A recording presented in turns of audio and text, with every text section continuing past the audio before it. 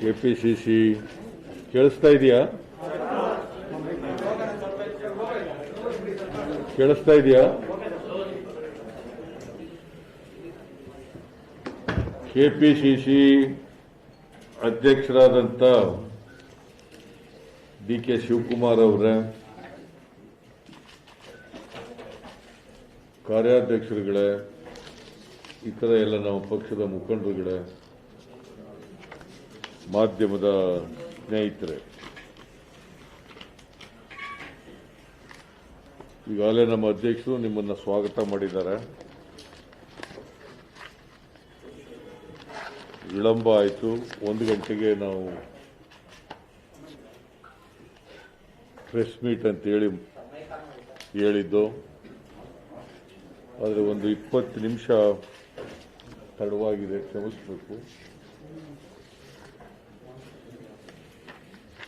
ನಾವೆಲ್ಲರೂ ಕೂಡ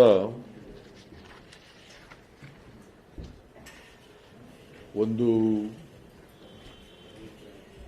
ಪ್ರಮುಖವಾದಂಥ ವಿಚಾರವನ್ನು ಪ್ರಸ್ತಾಪ ಮಾಡಲಿಕ್ಕೆ ನಿಮ್ಮನ್ನು ಕರೆದಿದ್ದೇವೆ.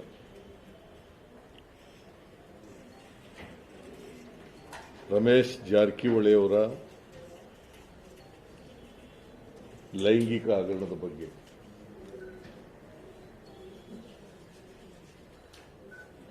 ಈ ಲೈಂಗಿಕ ಹಗರಣ ಬೆಳಕಿಗೆ ಬಂದು 3 ತಿಂಗಳಾಗ್ತಾ ಬಂದಿದೆ. 3 ತಿಂಗಳುಗಳು ಕಳೀತಾ ಬಂದಿದೆ. ಮಾರ್ಚ್ 2ನೇ ತಾರೀಕು 2021 ದಿನೇಶ್ ಕಲ್ಲಳ್ಳಿ ಅನ್ನೋರು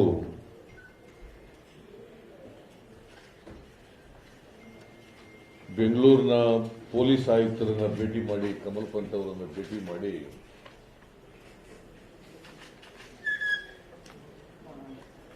ಒಂದು ಸಿಡಿ ಬಗ್ಗೆ ಫಿರ್ಯಾದನ್ನ ಕೊಡ್ತಾರೆ.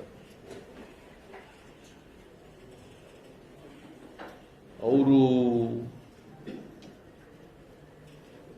ಆ ಫಿರ್ಯಾದನ್ನ ತಗೊಳ್ಳದೇನೆ ಕಬ್ಬನ್ ಪಾರ್ಕ್ ಪೊಲೀಸ್ ಸ್ಟೇಷನ್ ಅವ್ರ ಬಳಿ ಹೋಗಿ ಅಂತೇಳಿ ಕಳಿಸ್ತಾರೆ ಪೊಲೀಸ್ ಸ್ಟೇಷನ್ಗೆ. ಆಗ ಸುಮಾರು 6 ಗಂಟೆ ಸಮಯ ಇರಬೇಕು. ಕಬ್ಬನ್ ಪಾರ್ಕ್ ಪೊಲೀಸ್ ಸ್ಟೇಷನ್ಗೆ ಹೋದಾಗ 6:45. ಪೊಲೀಸ್ನವರು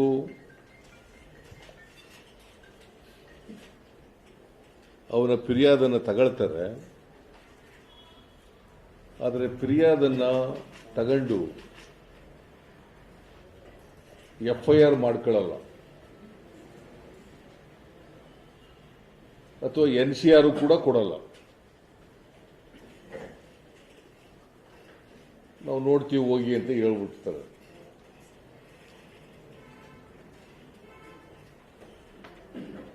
ಅದು ಬಂದ ತಕ್ಷಣ ಇಲ್ಲಿ ಎಲೆಕ್ಟ್ರಾನಿಕ್ ಮೀಡಿಯಾದಲ್ಲೆಲ್ಲ ಪ್ರಚಾರ ಆಗ್ಬಿಡ್ತದೆ. ಸಿಡಿ ಬಗ್ಗೆ ಎಲ್ಲ ಪ್ರಸಾರ ಆಗಿ ಅದು ಇಡೀ ರಾಜ್ಯದಲ್ಲಿ, ದೇಶದಲ್ಲಿ ಜಗಜ್ಜಾಹಿರಾಗೋಗ್ಬಿಡ್ತದೆ. ಆಗ ರಮೇಶ್ ಜಾರಕಿಹೊಳಿ ಅವರು ಹೇಳ್ತಾರೆ, ಅದು ಒಂದು ನಕಲಿ ಸಿಡಿ, ನನಗೂ ಅದಕ್ಕೂ ಸಂಬಂಧ ಇಲ್ಲ, ನನ್ನನ್ನು ತೇಜೋವಧೆ ಮಾಡಲಿಕ್ಕೋಸ್ಕರವಾಗಿ ಈ ಥರ ಒಂದು ಸೃಷ್ಟಿ ಮಾಡಿರ್ತಕ್ಕಂಥ ಸಿಡಿಯನ್ನು, ಕನ್ಕಾಕ್ಟೆಡ್ ಸಿಡಿಯನ್ನು ಬಿಡುಗಡೆ ಮಾಡಿದ್ದಾರೆ ಅಂತೇಳಿ ಅವರು ಅದೇ ದಿನ ಹೇಳ್ತಾರೆ. ಮತ್ತೆ ನಾನು ಯಾವ ಕಾರಣಕ್ಕೂ ರಾಜೀನಾಮೆ ಕೊಡಲ್ಲ ಅಂತೇಳಿ. ರಾಜೀನಾಮೆ ಕೊಡೋ ಅಗತ್ಯ ಇಲ್ಲ, ಕೊಡೋದಿಲ್ಲ ರಾಜೀನಾಮೆನ. ಇದರಲ್ಲಿ ಒಂದು ಷಡ್ಯಂತ್ರ ಇದೆ. ಆ ಷಡ್ಯಂತ್ರನ ನಾನು ಎಕ್ಸ್ಪೋಸ್ ಮಾಡ್ತೀನಿ ಅಂತ ಹೇಳ್ತಾರೆ. ಕಾನ್ಸ್ಪಿರಸಿ.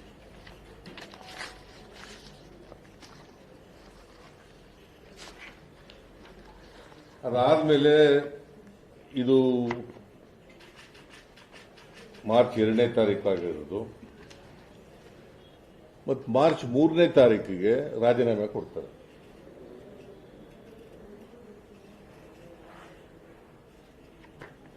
ಅವರ ಸಚಿವ ಸ್ಥಾನಕ್ಕೆ ರಾಜೀನಾಮೆಯನ್ನು ಮಾರ್ಚ್ 3ನೇ ತಾರೀಕು ಕೊಡ್ತಾರೆ. ಆಮೇಲೆ 5ನೇ ತಾರೀಕು 6 ಜನ ಮಂತ್ರಿಗಳು ಕೋರ್ಟ್ಗೆ ಹೋಗಿ ಆಂಟಿಸಿಪೇಟರಿ ಬಿಲ್ ಕೇಳ್ತಾರೆ. ಆಮೇಲೆ ಇಂಜೆಕ್ಷನ್ ಕೇಳ್ತಾರೆ. ಇಂಜೆಕ್ಷನ್ ಅಲ್ಲಿ ಸಿಟಿ ಸಿವಿಲ್ ಕೋರ್ಟ್ನವರು 6ನೇ ತಾರೀಕು ಇಂಜೆಕ್ಷನ್ ಅನ್ನು in favour of 6 ministers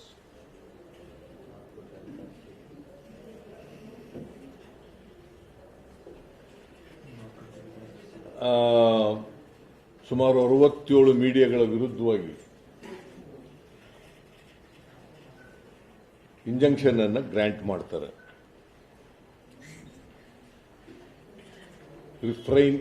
restraining the defendants from publishing and unverified news ಅಂತ ಒಂದು ಆರ್ಡರ್ಸ್ ಮಾಡ್ತಾರೆ. 7ನೇ ತಾರೀಕು ಈ ದಿನೇಶ್ ಕಲ್ಲಳ್ಳಿ ಬಹುಶಃ ಅವರು 4ನೇ ತಾರೀಕು ಅಲ್ಲಿ ಕನಕಪುರದ ಪೊಲೀಸ್ ಸ್ಟೇಷನ್ನಲ್ಲೂ ಕೂಡ ನನಗೆ ಭಯ ಇದೆ, ಥ್ರೆಟ್ ಇದೆ ಅಂತೇಳಿ ಕಂಪ್ಲೇಂಟ್ ಕೊಡ್ತಾರೆ. ಬಹುಶಃ ಅವರಿಗೆ ಭಯ ಉಂಟು ಮಾಡಿದ್ದಾರೆ. ಹಾಗಾಗಿ ಅವರು 7ನೇ ತಾರೀಕು ಅವರು ಕೊಟ್ಟಿದ್ದಂಥ ಫಿರ್ಯಾದನ್ನು ವಾಪಸ್ ತಗೊಳ್ತೀನಿ ಅಂತ ಇನ್ನೊಂದು ಪತ್ರ ಕೊಡ್ತಾರೆ. ಪೊಲೀಸ್ನವರು ಫಿರ್ಯಾದನ್ನು ವಾಪಸ್ ತಗೊಳಕ್ ಬರಲ್ಲ ಅಂತ ಹೇಳಿ ಕಳಿಸ್ತಾರೆ. ಅವರು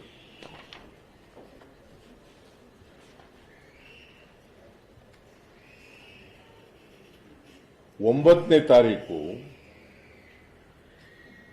ರಮೇಶ್ ಜಾರಕಿಹೊಳಿ ಈ ರಾಜ್ಯದ ಹೋಮ್ ಮಿನಿಸ್ಟ್ರಿಗೆ ಒಂದು ಪತ್ರ ಬರೀತಾರೆ.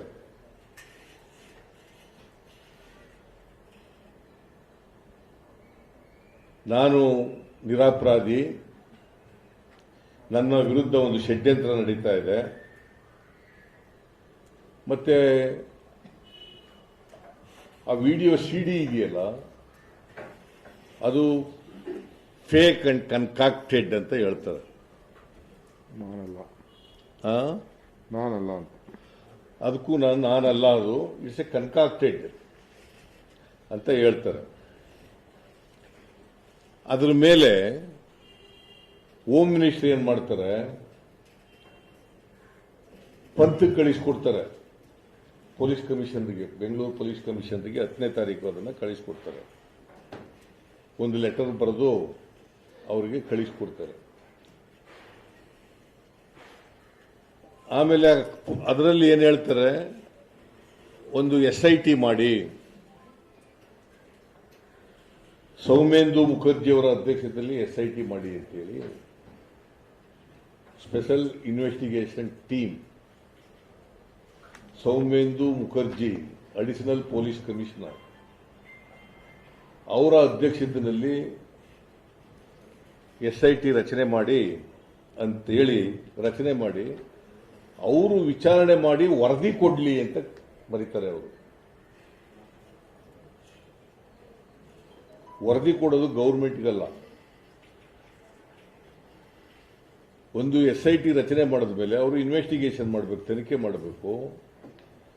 ತನಿಖೆ ಮಾಡಿ FIR ರಿಜಿಸ್ಟರ್ ಮಾಡ್ಕೋಬೇಕು, ತನಿಖೆ ಮಾಡಬೇಕು. ಆಮೇಲೆ ಚಾರ್ಜ್ ಶೀಟ್ ಅನ್ನು ಕೋರ್ಟ್ನಲ್ಲಿ ಫೈಲ್ ಮಾಡಬೇಕು. That is the procedure under the criminal procedure code of the Indian criminal procedure ಕೋಡ್ನಲ್ಲಿ ಇರ್ತಕ್ಕಂಥ ಇದು ಇಲ್ಲಿವರೆಗೆ ನಡ್ಕೊಂಡು ಬಂದಿರ್ತಕ್ಕಂಥ ಪದ್ಧತಿ ಮತ್ತು ಕಾನೂನು. ಅವ್ರು ಏನು ಹೇಳ್ತಾರೆ, ಪೊಲೀಸ್ ಒಂದು ವಿಚಾರಣೆ ಮಾಡಿ ರಿಪೋರ್ಟ್ ಕೊಡಿ ಸರ್ಕಾರಕ್ಕೆ ಅಂತ ಬರೀತಾರೆ. ಪಂತ್ ಏನ್ ಮಾಡ್ತಾರೆ, ಒಂದು SIT ರಚನೆ ಮಾಡ್ತಾರೆ under the chairmanship of Soumendu Chatterjee Mukherjee.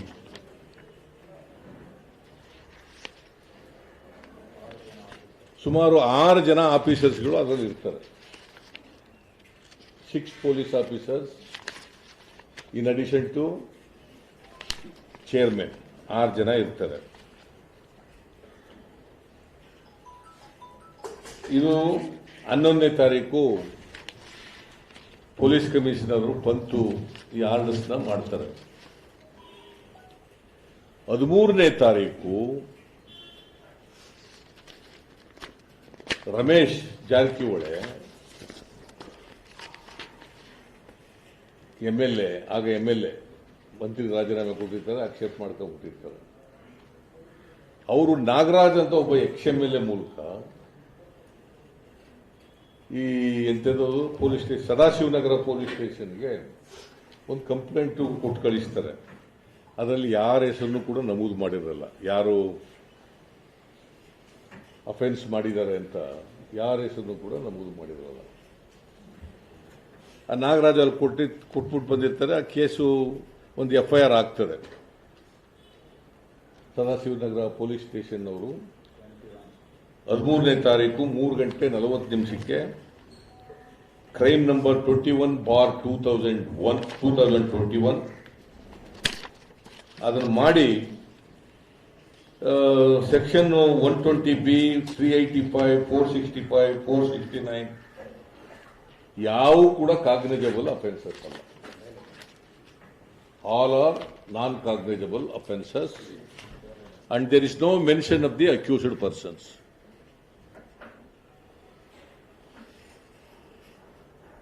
ಆಮೇಲೆ 13ನೇ ತಾರೀಕು SIT ಅವರು ಏನ್ ಮಾಡ್ತಾರೆ, 11ನೇ ತಾರೀಕು ಕಾನ್ಸ್ಟಿಟ್ಯೂಟ್ ಆಗುತ್ತೆ. 13ನೇ ತಾರೀಕು ಈ ಶ್ರವಣ್ ಅಂಡ್ ನರೇಶ್, ಶ್ರವಣ ಮತ್ತು ನರೇಶ ಇವ್ರ ಮನೆ ರೈಡ್ ಮಾಡ್ತಾರೆ. 13ನೇ ತಾರೀಕೆ ಈ ಲೇಡಿ ವಿಕ್ಟಿಮ್ ಇದ್ರಲ್ಲ, ಲೇಡಿ ಒಂದು ವಿಡಿಯೋ ರೆಕಾರ್ಡ್ ಅದನ್ನ ಬಿಡುಗಡೆ ಮಾಡ್ತಾರೆ. ಆ ವಿಡಿಯೋ ರೆಕಾರ್ಡ್ನಲ್ಲಿ ಏನು ಹೇಳಿರ್ತಾರೆ ಅಂದ್ರೆ, ನಾನು ರಮೇಶ್ ಜಾರಕಿಹೊಳಿ ಅವರಿಗೆ ಅವ್ರಿಗೆ ಕೆಲಸ ಕೇಳ್ಕೊಂಡು ಹೋಗಿದ್ದೆ, ಅವರು ನನ್ನನ್ನ ಲೈಂಗಿಕವಾಗಿ ದುರುಪಯೋಗ ಮಾಡಿಕೊಂಡ್ರು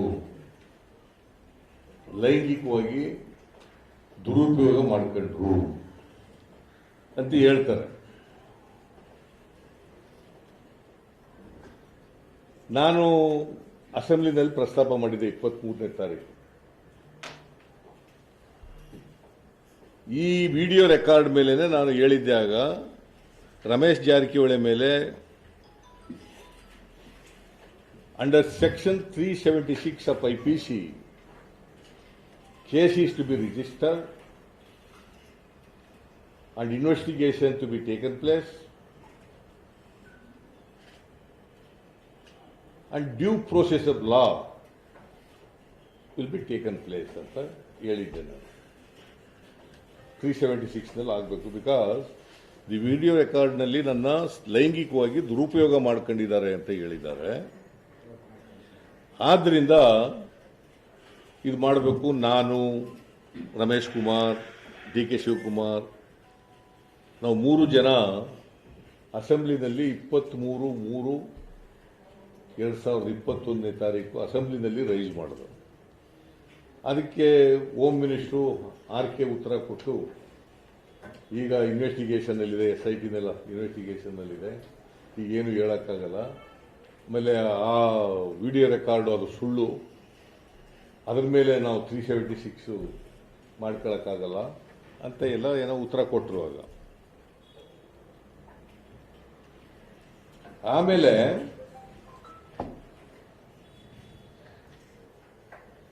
ಇಪ್ಪತ್ತಾರನೇ ತಾರೀಕು 26/3/2021 ರಮೇಶ್ ಜಾರಕಿಹೊಳಿ ವಿರುದ್ಧವಾಗಿ ಒಂದು ಎಫ್ಐಆರ್ ರಿಜಿಸ್ಟರ್ ಆಗ್ತದೆ.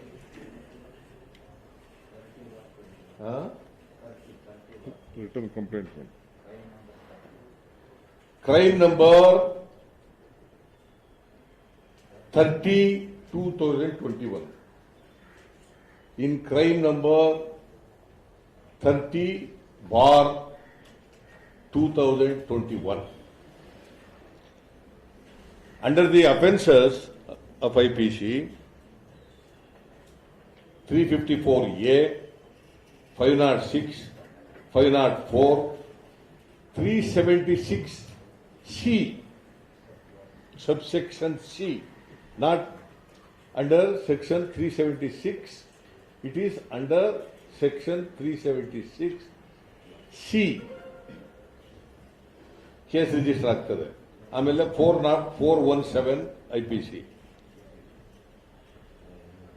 ನನ್ನ ಪ್ರಕಾರ 376 ನಲ್ಲೇ ಕೇಸ್ ರಿಜಿಸ್ಟರ್ ಆಗಬೇಕಾಗಿತ್ತು. ಆದರೆ 370 ಯಾಕಂದ್ರೆ ಈ ಅಫೆನ್ಸ್ಗೆ 10 ವರ್ಷದಿಂದ ಲೈಫ್ ಇಂಪ್ರಿಸನ್ಮೆಂಟ್ ವರೆಗೂ ಇದೆ. From 10 years imprisonment to life imprisonment ರೇಪ್ಗೆ, because it is a heinous crime. ಅಷ್ಟು ಇದೆ. ಆಮೇಲೆ ಇನ್ವೆಸ್ಟಿಗೇಷನ್ನು ಸರಿಯಾಗಿ ನಡೀಲೇ ಇಲ್ಲ. SIT ಅವರಿಂದ ಇನ್ವೆಸ್ಟಿಗೇಷನ್ನು ಸರಿಯಾಗಿ ನಡೀಲಿಲ್ಲ.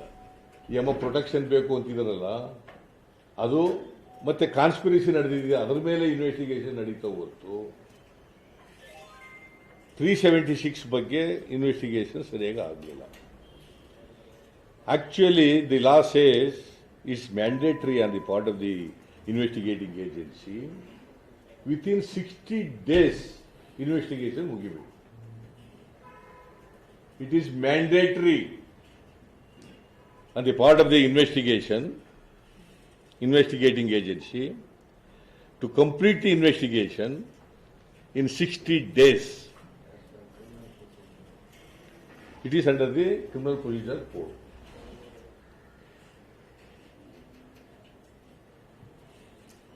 ಆಮೇಲೆ ಒಂದು PAL ಆಗ್ತಾರೆ ಇದರಲ್ಲಿ ಹೈಕೋರ್ಟ್ನಲ್ಲಿ, ಸೀಕಿಂಗ್ ಎನ್ ಇಂಡಿಪೆಂಡೆಂಟ್ ಎಂಕ್ವೈರಿ. ನಾನು ಕೂಡ ಇಂಡಿಪೆಂಡೆಂಟ್ ಎಂಕ್ವೈರಿ ಮಾಡಿದೆ. ಯಾಕಂದ್ರೆ ಸರ್ಕಾರ ರಚನೆ ಮಾಡಿರ್ತಕ್ಕಂಥ SIT ಇಂದ ಸತ್ಯ ಹೊರಗಡೆ ಬರಲಿಕ್ಕೆ ಸಾಧ್ಯ ಇಲ್ಲ. ಈ ಕೇಸನ್ನು ಮುಚ್ಚಾಕ್ಬಿಡ್ತಾರೆ. ಸರ್ಕಾರ ಹೇಳಿದ ರೀತಿಯಲ್ಲಿ ರಿಪೋರ್ಟ್ ಕೊಡ್ತಾರೆ. ಯಾಕಂದ್ರೆ ಸರ್ಕಾರ ಹೇಳಿರೋದು ರಿಪೋರ್ಟ್ ಕೊಡಿ ಅಂತ. ಅದರಿಂದ ಸತ್ಯ ಹೊರಬರಲಿಕ್ಕೆ ಸಾಧ್ಯ ಆಗಲ್ಲ. ಸತ್ಯ ಹೊರಗಡೆ ಬರಬೇಕಾದ್ರೆ, ನ್ಯಾಯ ಸಿಗಬೇಕಾದ್ರೆ ಒಂದು ಸ್ವತಂತ್ರ ತನಿಖಾ ಸಂಸ್ಥೆಯಿಂದ ಆಗಬೇಕು ಅಂತ ನಾನು ಒತ್ತಾಯ ಮಾಡಿದ್ದೆ. ನಾವೆಲ್ಲರೂ ಕೂಡ ಒತ್ತಾಯ ಮಾಡಿದ್ದೆ. ಹೈಕೋರ್ಟ್ ನಿಗಾದಲ್ಲಿ ಆಗಬೇಕು ಅಂತ ಹೇಳಿದ್ದು. ಇಲ್ಲಿ ಒಂದು PAL ಆಗ್ತಾರೆ, ಅವರು ಕೂಡ ಇಂಡಿಪೆಂಡೆಂಟ್ ಏಜೆನ್ಸಿಯಿಂದ ಆಗಬೇಕು ಅಂತ ಹೇಳಬೇಕು. ಮತ್ತೆ SIT ಅವರು ಕೋರ್ಟ್ಗೆ ರಿಪೋರ್ಟ್ ಕೊಡಬೇಕು ಅಂತ ಹೇಳ್ತಾರೆ. ಹೈಕೋರ್ಟ್ ಮಾನಿಟರ್ ಮಾಡಬೇಕು, ಕೋರ್ಟ್ಗೆ ಸ್ಟೇಟ್ ಕೊಡಬೇಕು ಅಂತ.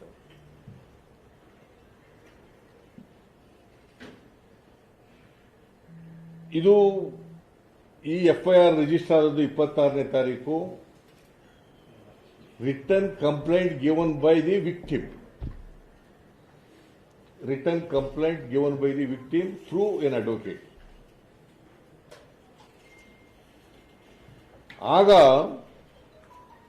30ನೇ ತಾರೀಕು 30/3/2021 ತಾರೀಕು ಈ ವಿಕ್ಟಿಮ್ ಕಂಪ್ಲೇಂಟ್ ಕೊಟ್ಟಿದ್ರಲ್ಲ, ಇವ್ರದ್ದು ಸ್ಟೇಟ್ಮೆಂಟ್ ರೆಕಾರ್ಡ್ ಆಗುತ್ತೆ under section 164 CRPC before the magistrate. On the direction of the High Court. Protection ಕೊಡಬೇಕು. ಮತ್ತು ಅವರಿಗೆ ಎಕ್ಸ್ಕ್ಲೂಸಿವ್ ಆಗಿ ಸ್ಟೇಟ್ಮೆಂಟ್ ರೆಕಾರ್ಡ್ ಮಾಡ್ಕೋಬೇಕು ಮ್ಯಾಜಿಸ್ಟ್ರೇಟು, ಮತ್ತು ಬೇರೆ ಜಾಗದಲ್ಲಿ ಮಾಡ್ಕೋಬೇಕು ಅಂತ ಹೇಳ್ತಾರೆ.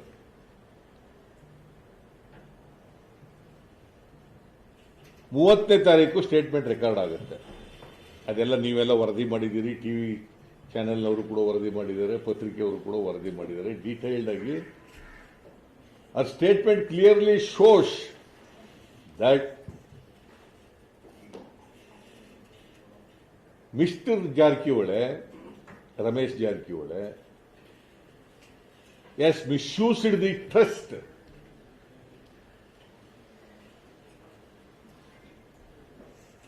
of the victim. ಕೆಲಸ ಕೊಡಿಸ್ತೀನಿ ಅಂತೇಳಿ ನಂಬಿಸಿ ಏನೇನೋ ಹೇಳಿ ನನ್ನನ್ನು ಸೆಕ್ಸುಯಲಿ ಹೆರಾಸ್ಡ್, ನನಗೆ ಉಪಯೋಗಿಸ್ಕೊಂಡ್ರು, ಲೈಂಗಿಕವಾಗಿ ನನ್ನನ್ನು ಬಳಸ್ಕೊಂಡ್ರು ಅಂತ ಹೇಳ್ತಾರೆ. ಸೊ ಇದು she has made a statement not only before the magistrate under section 164 CRPC and also before the SIT. SIT ಅವರು ಕೂಡ ಕರ್ಕೊಂಡು ಹೋಗಿ ಸ್ಟೇಟ್ಮೆಂಟ್ ಎಲ್ಲ ತಗೊಳ್ತಾರೆ. ದಿ ಲಾ ಸೇಸ್ ಇಷ್ಟಾದ್ಮೇಲೆ ಕೂಡಲೇ Ramesh Jarkiholi should have been arrested. ಬಹುಶಃ ಭಾರತ ದೇಶದಲ್ಲಿ ನಾನು ನೋಡಿರೋ ಮಟ್ಟಿಗೆ ಇಂಥ ರೇಪ್ ಕೇಸ್ಗಳಲ್ಲಿ ಅರೆಸ್ಟ್ ಮಾಡದಿರೋದು ಈ ಕೇಸ್ನಲ್ಲಿ.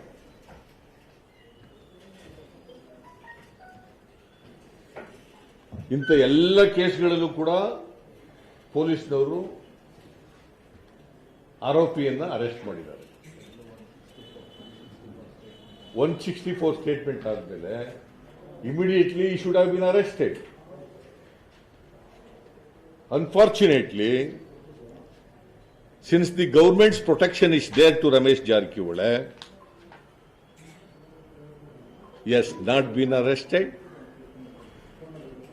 He has been allowed to move freely. Even today he is moving. Election ಮಾಡಿದ್ರು, ಬೇರೆ ಬೇರೆ ಕಡೆ ತಿರುಗಾಡ್ತಾ ಇದ್ದಾರೆ, ಬೇರೆ ಬೇರೆ ಕಡೆ ಓಡಾಡ್ತಾ ಇದ್ದಾರೆ. Even today also is freely moving. Police ಒಂದು ದಿನನೂ ಕೂಡ ಅವ್ರು ಅರೆಸ್ಟ್ ಮಾಡ್ತಕ್ಕಂಥ ಪ್ರಯತ್ನ ಮಾಡಲಿಲ್ಲ. ಕಾರಣ ಯಾಕಪ್ಪ ಅಂದರೆ ಸರ್ಕಾರ ರಮೇಶ್ ಜಾರಕಿಹೊಳಿ ಅವರಿಗೆ ಸಂಪೂರ್ಣ ಪ್ರೊಟೆಕ್ಷನ್ ಅನ್ನು ಕೊಡ್ತಾ ಇದೆ. ಪೊಲೀಸ್ನವರಿಗೆ ಅರೆಸ್ಟ್ ಮಾಡಬೇಡಿ ಅಂತ ಹೇಳಿದ್ದಾರೆ.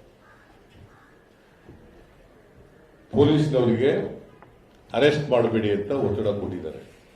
ಇತ್ತೀಚೆಗೆ ಈ SIT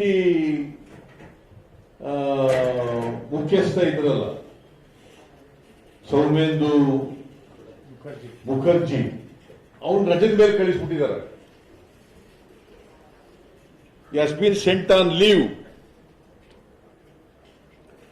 So actually, when the chairman is absent, where is the existence of SIT? According to me, there is no SIT at all. So ಆ SIT ನ ನಿಷ್ಕ್ರಿಯಗೊಳಿಸಿಬಿಟ್ಟಿದ್ದಾರೆ.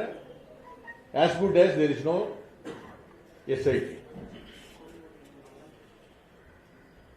ಆಮೇಲೆ ನನಗೆ ಈಗ ಇರತಕ್ಕಂಥ ಇನ್ಫಾರ್ಮೇಶನ್ ಪ್ರಕಾರ 2-3 ದಿನಗಳ ಹಿಂದೆ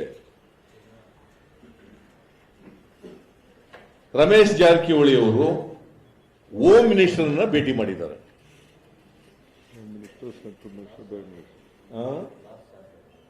ಲಾಸ್ಟ್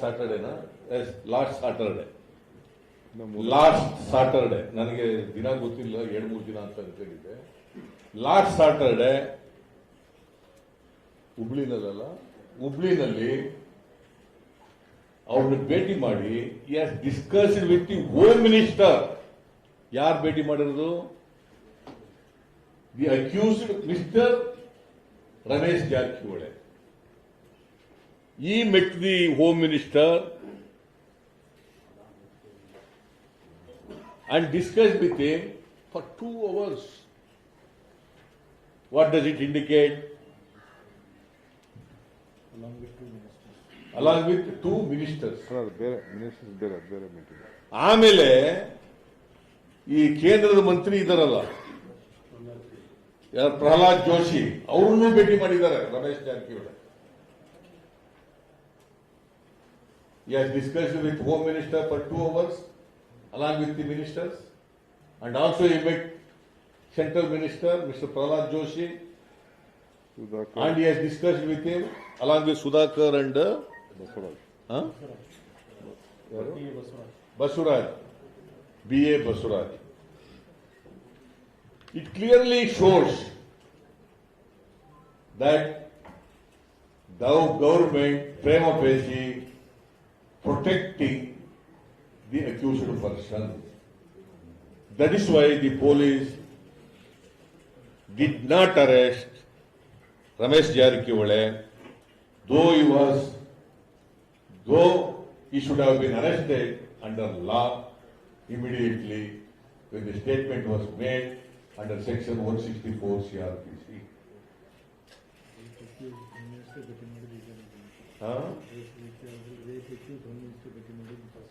ಆಮೇಲೆ ಫಾರ್ ದಿ ಫಸ್ಟ್ ಟೈಮ್ ಒಬ್ಬ ರೇಪ್ ಆರೋಪ ಇರ್ತಕ್ಕಂಥ ವ್ಯಕ್ತಿ ಹೋಮ್ ಮಿನಿಸ್ಟರ್ನ ಭೇಟಿ ಮಾಡಿರೋದು ಇದೇ ಮೊದಲು ಅಂತ ಅನ್ಸುತ್ತೆ. ರೇಪ್ ಆರೋಪ ಹೊತ್ತಿರ್ತಕ್ಕಂಥ ಅಕ್ಯೂಸ್ಡ್ ಪರ್ಸನ್ ಹೋಮ್ ಮಿನಿಸ್ಟರ್ ಭೇಟಿ ಮಾಡಿ ಚರ್ಚೆ ಮಾಡಿರ್ತಕ್ಕಂಥದ್ದು ಇದೇ ಮೊದಲು. ಆಮೇಲೆ ಇತ್ತೀಚೆಗೆ ಒಂದು ಸ್ಟೇಟ್ಮೆಂಟ್ ನೀವೆಲ್ಲ ಮೀಡಿಯಾದವರು ಪತ್ರಿಕೆಯವರೆಲ್ಲ ಹೇಳಿದ್ದೀರಿ.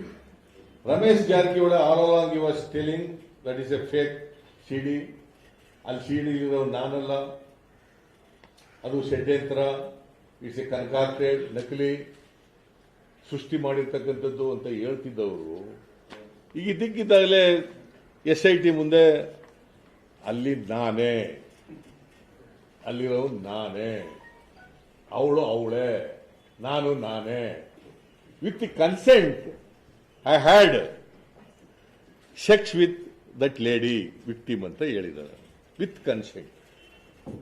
ಈಗ ಏನೇ ಒಂದೊಂದಾದ್ಮೇಲೆ ತಂದು ಕೊಡ್ತೀಯ?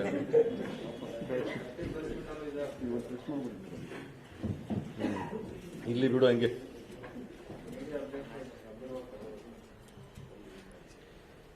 ಇವತ್ತಿನವರಿಗೆ Ramesh is an accused in rape case, he has not been examined. Medical checkup ಮಾಡಿದ್ದಾರೆ ಅಷ್ಟೇ, BP ನೋಡೋದು, ಟೆಂಪರೇಚರ್ ನೋಡೋದು, ಅದನ್ನು ನೋಡಿದರೆ ಹೊರತು NDA ಮೆಡಿಕಲ್ ಎಕ್ಸಾಮಿನೇಷನ್ ಇದು ನಡೆದಿಲ್ಲ ಇವತ್ತಿನವರಿಗೆ. ಎಲ್ಲರೂ ನೋಡಿದ್ದೀರಾ? ಏನ್ ಕಾನೂನು MLA ಮಿನಿಸ್ಟರ್ಗೊಂದು, MLAಗೊಂದು, ಆರ್ಡಿನರಿ ಸಿಟಿಸನ್ಗೊಂದು ಅನ್ನೋ ತರ ಇದೆಯಾ? ಮೂರು IPCಗಳಿದ್ದಾವ, 3 CRPCಗಳಿದ್ದಾವ, 3 ಎವಿಡೆನ್ಸ್ ಆಗ್ತಿದ್ಯಾ? ಒಬ್ಬೊಬ್ಬರಿಗೂ ಒಂದೊಂದು ಕಾನೂನು ಇದೆಯಾ? ಇವತ್ತವರೆಗೆ ಎಕ್ಸಾಮಿನ್ ಮಾಡಿಲ್ಲ. Is moving freely. Section 53A CRPC ಹೇಳ್ತದೆ, ಸೆಕ್ಷನ್ 53A CRPC ಏನ್ ಹೇಳ್ತದೆ, it is mandated under this section. Medical examination of the accused is mandatory ಅಂತ ಹೇಳ್ತದೆ. Medical examination of the accused person is mandatory. It is under section 53A of CRPC. ಮಾಡಲಿಲ್ಲ, ಇವತ್ತಿನವ್ರಿಗೆ ಮಾಡಲಿಲ್ಲ. ಬರೀ weight, sugar, BP ಅಷ್ಟೇ ಮಾತ್ರ test ಮಾಡಿದ್ದಾರೆ. Not under section 53A.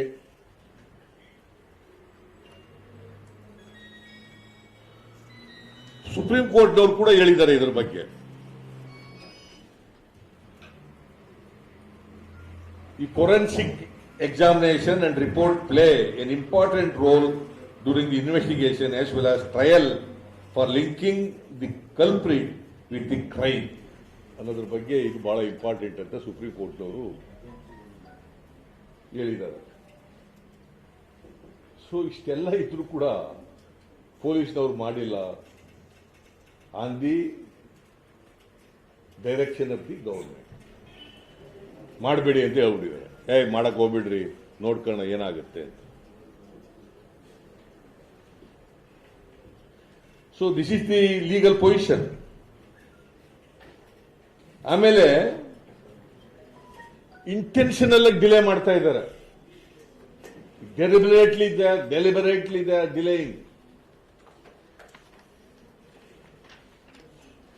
Investigation complete ಮಾಡಿಲ್ಲ. ಈಗಾಗಲೇ ಏನ್ ಹೇಳ್ತಾರೆ, section 173(1)(a section 173(1)(a of CRPC mandates completion of investigation in 2 months. 173(1)(a 173(1)(a CRPC says that investigation shall be completed within 2 months. 60 days ನಲ್ಲಿ complete ಆಗಬೇಕು ಅಂತ ಬಹಳ ಸ್ಪಷ್ಟವಾಗಿ ಹೇಳ್ತದೆ. ಆಮೇಲೆ section 114(a) of the evidence act, ಇದು CRPC ಅಲ್ಲ, evidence act ಏನ್ ಹೇಳ್ತದೆ, ಪ್ರಿಸಂಪ್ಷನ್ ಬಗ್ಗೆ ಮಾತಾಡ್ತದೆ. ಪ್ರಿಸಂಪ್ಷನ್ ಬಗ್ಗೆ ಈ ತರ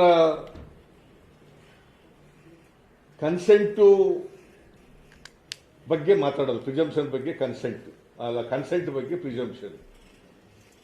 ಏನ್ ಹೇಳ್ತಾರೆ ಅಂದ್ರೆ, presumes to the absence of consent in certain prosecution of rape for rape where sexual intercourse by accused is proved, and the question is whether it was without the consent of the woman alleged to have been raped, and such woman states in her evidence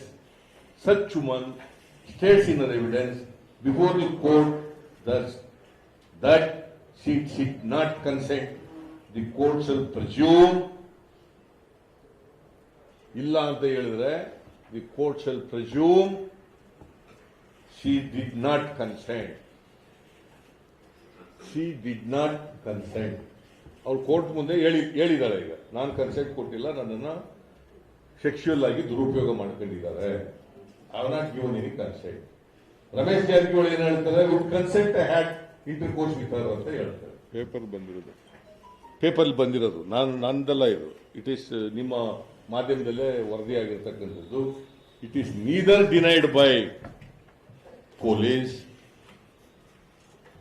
not denied by accused person.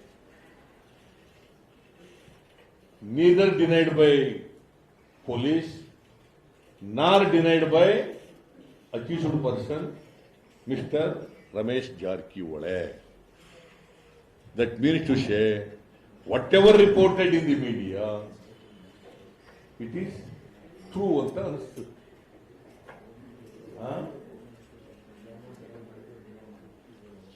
ಆಮೇಲೆ home ಮಿನಿಸ್ಟರ್ನ ಭೇಟಿ ಮಾಡಿರೋದನ್ನ ಇವತ್ತಿನವರೆಗೆ ಎಲ್ಲೂ deny ಮಾಡಿಲ್ಲ ಅವರು. Nowhere S denied that ಈ did not meet home minister ಅಂತ ಎಲ್ಲೂ ಹೇಳಿಲ್ಲ, ಡಿನೈನೂ ಮಾಡಿಲ್ಲ. ಸೊ ಅದಕ್ಕೆ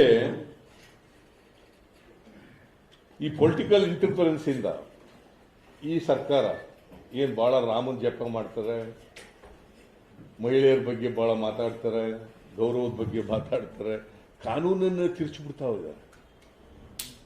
ಯಾಕೆ ಗೊತ್ತಾ, ರಮೇಶ್ ಸರ್ಕಾರ ಮಾಡಕ್ಕೆ ಪಾಪ ಸಹಾಯ ಮಾಡಿದ್ದ, MLA ಕರ್ಕೊಂಡು ಓಡಾಡಿ ಮಾಡಿ ಯಡಿಯೂರಪ್ಪನ ಸರ್ಕಾರ ಬರೋಕ್ಕೆ ಇವ್ರದ್ದು ಸಹಾಯ ಇತ್ತು. ಇದಕ್ಕೆ ಪ್ರತ್ಯುಪಕಾರವಾಗಿ ಇದನ್ನು ಮಾಡ್ತಾ ಇದ್ದಾರೆ. ಪ್ರತ್ಯುಪಕಾರವಾಗಿ ಇದನ್ನ ಮಾಡ್ತಾ ಇದ್ದಾರೆ. ಸೊ ನಾನು ಈ ಸನ್ನಿವೇಶದಲ್ಲಿ I demand, since home minister had discussion with accused Ramesh Jarkiwale in a rape case in crime number 30 of 2021. He had a discussion along with the ministers, and he had a discussion with the central minister. That prima facie clearly shows Mr. Home Minister, Mr. Basuraj Bommai, is protecting Ramesh Jarkiwale. Because of him, he has not been arrested so far. ಅದಕ್ಕೋಸ್ಕರ I demand ಈ Basavaraj Bommai home minister ಆಗಿ ಮುಂದುವರಿಲಿಕ್ಕೆ ಯಾವುದೇ ನೈತಿಕತೆ ಇಲ್ಲ. I demand is resignation. Number 1. Number 2, ಈಗ SIT disband ಆಗ್ಬಿಟ್ಟದೆ. There is no SIT at all, because ಅವ್ನು ರಾಜ್ಯನ ಇದಕ್ಕೆ ಕಳಿಸ್ಬಿಟ್ಟವ್ರೆ, ರಜದ ಮೇಲೆ ಕಳಿಸ್ಬಿಟ್ಟಿದ್ದಾರೆ.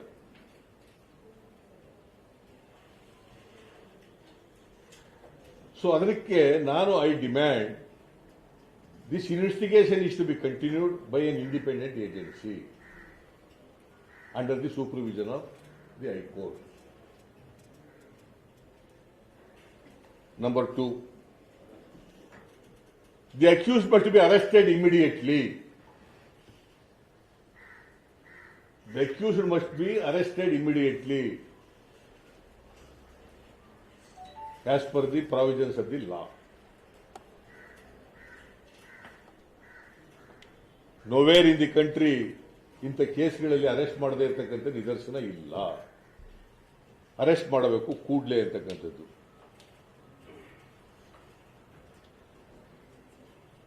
ಆಮೇಲೆ ಇನ್ವೆಸ್ಟಿಗೇಷನ್ ನಲ್ಲಿ ಹೂ ಆರ್ ದಿ ಮಿನಿಸ್ಟರ್ಸ್? ನಿಮಗೆ ಗೊತ್ತಿದೆ, ಇಂಡಿಯಾ ಮಿನಿಸ್ಟರ್ಗಳೆಲ್ಲ ರಮೇಶ್ ಪರವಾಗಿ ಸ್ಟೇಟ್ಮೆಂಟ್ಗಳು ಕೊಟ್ಟಿದ್ದಾರೆ. ಬಹಳ ಜನ ಮಿನಿಸ್ಟರ್ಗಳು,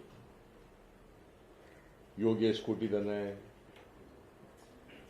ST ಸೋಮಶೇಖರ್ ಕೊಟ್ಟಿದ್ದಾನೆ, ಅವನ ತಮ್ಮ ಕೊಟ್ಟಿದ್ದಾನೆ, ಆಮೇಲೆ ಬೇರೆ ಬೇರೆ ಮಿನಿಸ್ಟ್ರಿಗಳೆಲ್ಲ ಕೊಟ್ಟಿದ್ದಾರೆ. Who are the ministers and police officers who are hand in glove with the accused and protecting him ಅನ್ನೋದು ಗೊತ್ತಾಗುತ್ತೆ. ಬಸವರಾಜ ಬೊಮ್ಮಾಯಿ ಅಲ್ಲದೆ ಬೇರೆ ಇನ್ಯಾರು ಮಿನಿಸ್ಟ್ರಿಗಳಿದ್ದಾರೆ, ಹಿಂದ್ಗಡೆ ಇದ್ದಾರೆ ಅನ್ನೋದು ಕೂಡ ಇನ್ವೆಸ್ಟಿಗೇಷನ್ ಮೂಲಕ ಗೊತ್ತಾಗಬೇಕು. ಅಂಡ್ ಇವರೆಲ್ಲ ಈಗ ನೀವು ಇದೇ ಪರಿಸ್ಥಿತಿ ಇದ್ದರೆ, ಹೊರಗಡೆ ಇದ್ದರೆ, ಅರೆಸ್ಟ್ ಮಾಡದೆ ಹೋದರೆ ಟ್ಯಾಂಪರಿಂಗ್ ಆಫ್ ದಿ ಎವಿಡೆನ್ಸ್ ನಡೆದೇ ನಡೀತದೆ. ಈಸ್ ಎ ಪ್ರಭಾವಿ ಮನುಷ್ಯ ರಮೇಶ್ ಜಾರಕಿಹೊಳಿ. ಆಮೇಲೆ ಈ ಸರ್ಕಾರದಲ್ಲಿ ಮಹಿಳೆಯರ ರಕ್ಷಣೆ ಇಲ್ಲ ಅಂತಕ್ಕಂಥದ್ದು ಗೊತ್ತಾಗ್ತದೆ. ಇಲ್ಲ, ಇವರು ಡೆಲಿಬರೇಟ್ ಆಗಿ ಪ್ರೊಟೆಕ್ಷನ್ ಕೊಡೋರು ಮಹಿಳೆಯರಿಗೆ ನ್ಯಾಯ ಕೊಡ್ತಕ್ಕಂಥ ಕೆಲಸ ಮಾಡ್ತಾ ಇಲ್ಲ. ಸೊ ನಾನು ಒಂದು, ಬೊಮ್ಮಾಯಿ ರಾಜೀನಾಮೆ, ಎರಡನೇದು ರಮೇಶ್ ಅರೆಸ್ಟ್ ಆಗಬೇಕು. ಇದ್ರ ಜೊತೆ ಯಾರ್ಯಾರು ಮಂತ್ರಿಗಳಿದ್ದಾರೆ who are in hand glove with accused persons, police officers ಯಾರಿದ್ದಾರೆ ಅಂತಕ್ಕಂಥದ್ದು ಕೂಡ ಗೊತ್ತಾಗಬೇಕು. ಜೊತೆಗೆ ಇಂಡಿಪೆಂಡೆಂಟ್ ಏಜೆನ್ಸಿಯಿಂದ ತನಿಖೆ ಆಗಬೇಕು under the supervision of the high court. These are the demands I am making. So ಇದನ್ನ ನಿಮಗೆ ತಿಳಿಸೋಣ ಅಂತೇಳಿ ಈ ಮಾಧ್ಯಮದವರು ಸಭೆ ಕರೆದಿರೋದು. ಬೇರೆ ವಿಷಯಗಳನ್ನು DK ಶಿವಕುಮಾರ್ ಮಾತಾಡ್ತಾರೆ. ಹೆಚ್ಚಿನ ವಿಡಿಯೋಗಳಿಗೆ ಪ್ರತಿಧ್ವನಿ ಯೂಟ್ಯೂಬ್ ಚಾನೆಲ್ ಸಬ್ಸ್ಕ್ರೈಬ್ ಮಾಡಿ, ಬೆಲ್ ಐಕಾನ್ ಕ್ಲಿಕ್ ಮಾಡಿ.